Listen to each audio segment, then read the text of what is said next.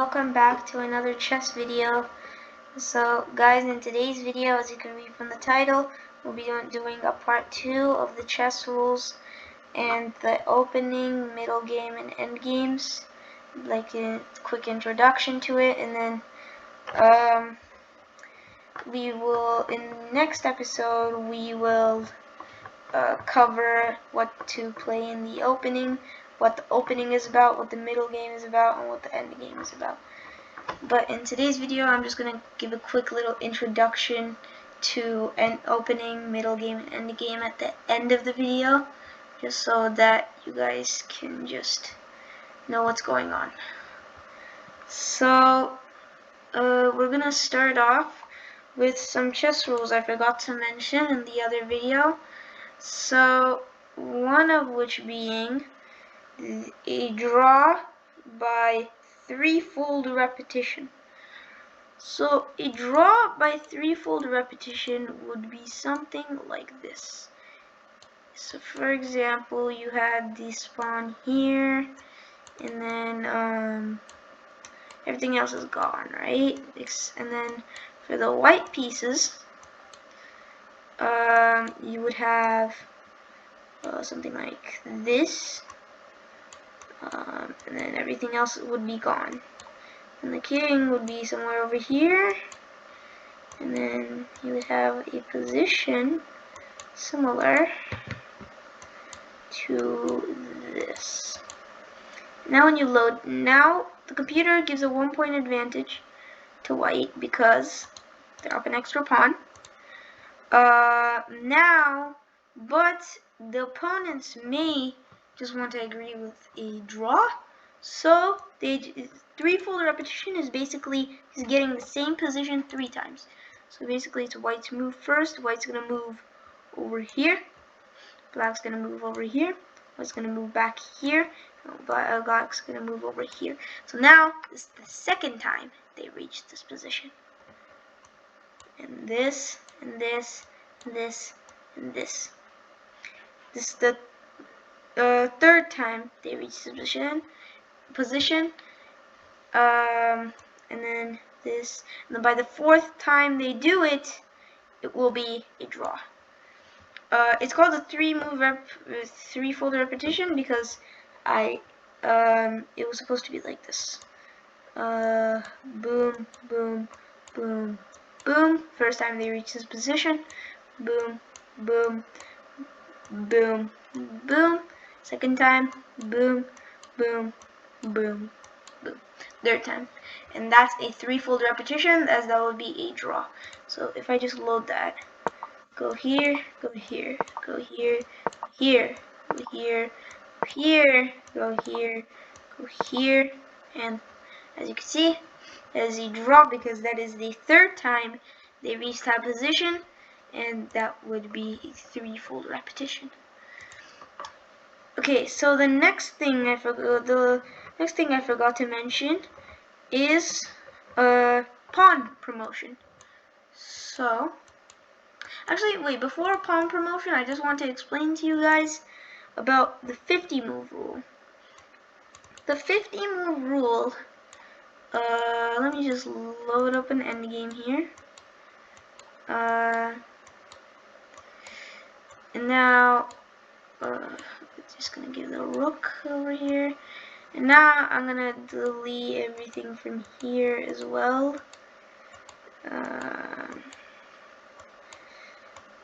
Oh no, not the king. So the 50 move rule is basically same thing as a threefold repetition. It will probably end in a draw. So in this position, both opponents are probably not going to win, because they both have a rook and they both have a king. And if they play this correctly, this is a draw. Now if you load this, oh, cannot load position because it's invalid. Okay. Oh, sorry about that. Okay. So basically, I'll just explain quickly what a 50 move rule is. So a 50 move rule is basically, for example, it usually happens in endgames when neither opponent is likely to win, and they go 50 moves without any captures or pawn moves. And that would be a draw. Of course, I'm not going to do that right now because that would take way too long, but if there was a 50 move rule, like in Endgame where it was a king and a queen and a queen, then neither opponents are probably not likely to win. So it would be a 50 move rule, as either they would capture each other and get a draw by insufficient material, or they would get a draw by a 50 move rule. Again, the 50 move rule is if you and your opponent go 50 moves without any captures or pawn moves. Okay, so now on to pawn promotion. Pawn promotion is quite simple. So suppose you have a pawn over here, and then I'm just gonna get rid of everything else. And now, you're gonna have a pawn and a king versus a king. So as you can see here, white is winning because in this position, if white plays correctly, they will promote to a queen, which I will explain what that means. So basically, if you load this up into a computer, it's winning because after these sequences of moves, boom, boom, boom, boom, then you go back, and then you go back here, and then you do this, here, and then if he tries to go right here, you bring the pawn forward, goes here, here, here. Now you just go, actually, one second, guys.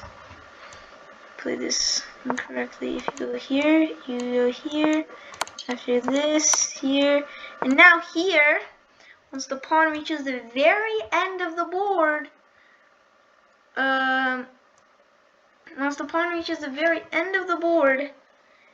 you can promote to one of these minor pieces or your queen. Most people might want to do their queen because it's the most powerful piece. In Endgames, that's the case, but in some openings, let me just show you an opening here where you need to promote to a knight. So in this one, we'll go to black's point of view. Okay, so here you would need to, this is called the Lasker trap. So d4, d4, d5, c4, e5, here. Now you go over here with the check, block right here. Now they can't take because they will lose their queen. So they'll have to move their king to e2. Now here, if you promote to a queen, you're losing. Well, you're not losing, but it's a draw because your opponent can just take this with check. You have to take it, and then they take this queen. And they have, although you're down in development, their king is also wide open. This is why the game can turn out in both ways. But if you do this, instead of promoting to a queen, you promote to a knight with check. And now you would now the king has to guard the queen. So we'll go here, and yeah, you're basically losing because after you go here, you go queen h4 check, and like, yeah, you have to go king d2. It's very bad. And you will white will probably end up losing this game because of how the king is so wide open, and you will bring in your pieces and so on. But we will get to those openings in other episodes. So now that I taught you some additional rules, now I will explain to you about the openings, middle games, and end games. So openings are basically, let me just turn to White's point of view right here. So openings are basically like starting the game. So e4, e5, knight f3, knight c6, bishop c4. This is called the Italian game. Now if he plays knight f6, knight g5, then this is called the fried liver attack. And this is called the Traxler counterattack. So there's a lot of openings in chess, and you can even just let me just for example, there's openings as black for black as well. There's e4, c5. This is called the Sicilian defense, and this is called the Scandinavian defense. Most defenses are actually by black, and c4 is called the English opening. And there are a lot of openings like this one. It's the Queen's Pawn opening, Queen's Pawn, and then this can lead to the England Gambit, or this can actually lead to the Grunfeld. And yeah, there's a lot of different openings. Middle games are when you get to like more advancing things. So for example, if middle games, I'll just show you a middle game here. So e4, actually this is the best middle game I could show you because you will understand better. So d4, d5, bishop f4. This is a London, accelerated London system. Knight f6, knight f3, probably they will play c5 because this is probably the main line. Now I play e3, e6, knight d2. Sorry if I'm not playing, if any of you know how to play the London, if I'm not playing it correctly, I'm sorry because I don't really play the London. So knight c6, c3, and now this is a middle game. Once you do this, everyone castles, and this is a middle game. Because now you want to go attack. This is now, we've already started the game. You're now want to go attack the king, get him into checkmate, go knight e5, queen c2, and just attack the king. Now end games. Now for this one, I don't want to stretch this video too long, so I'm just gonna go into setup. End games are basically when you have very little pieces left. In end games, you usually don't have the queen left on the board because at this point you're trying to get the pawns all the way down over here, so you can promote to a knight and a queen to make the game much faster. An end game could be going like this, where one opponent has one pawn, then one opponent has two pawns over here, and then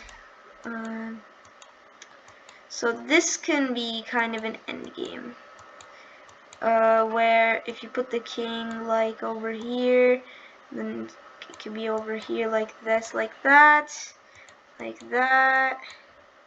Now you just delete all this. Okay. Now this is kind of an end game where you have this side is trying to go for this pawn, while the other side is trying to go for that pawn, because they want to promote as fast as they can to this queen so they can end the game much faster. So that's basically an introduction to openings, middle games, and end games. and a little bit more rules that you might want to know. And yeah, I just thought I might include those 50 move rules and threefold repetitions, because some of you might go play with like either your siblings or something that are very good at chess, and they just say, oh, this is a threefold repetition, this is a 50 move rule, good game, like this is a draw, and then you're gonna be very confused. So I just thought I might want to include those, and I'll see you guys in the next one. Peace.